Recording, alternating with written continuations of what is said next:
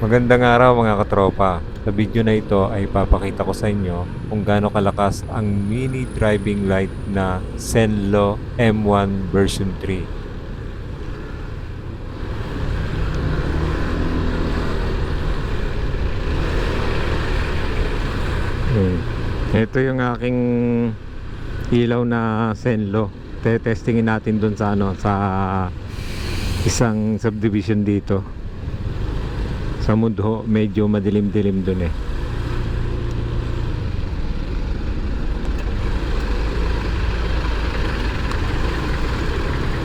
Yan, dito tayo sa right side.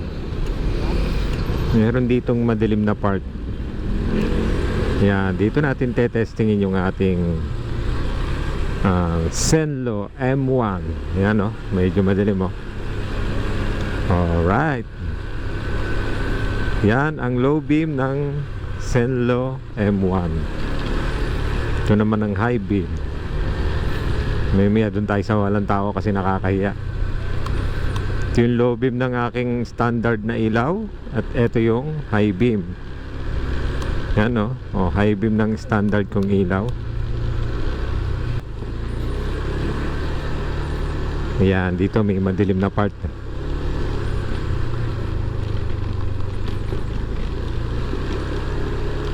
Yun o, high beam o ng aking Zenlo M1. Oops, dito. Okay. Low beam.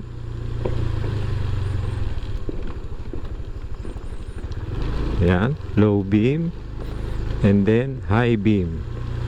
High beam ng aking Zenlo M1.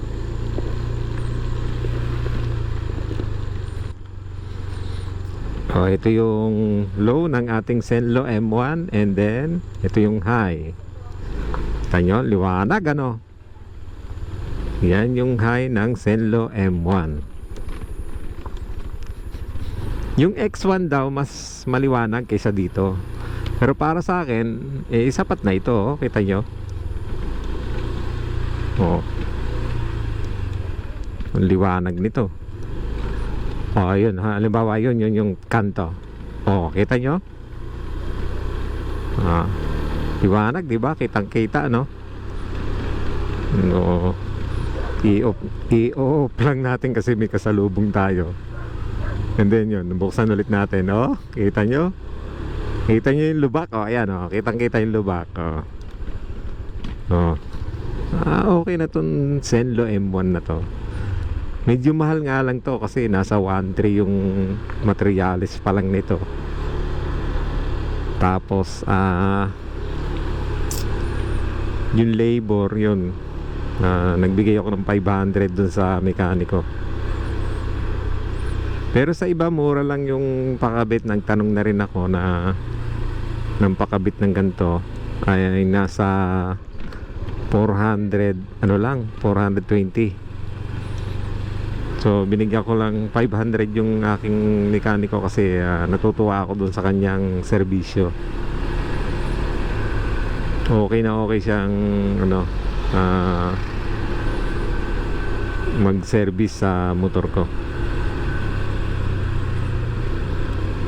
So yun lang mga katropa. At eto, maraming salamat sa pagsuporta sa aking munting channel Zenlo M1. Off natin kasi nakakasilaw to, tong ganito pag nasa ka highway. Ayan highway na yan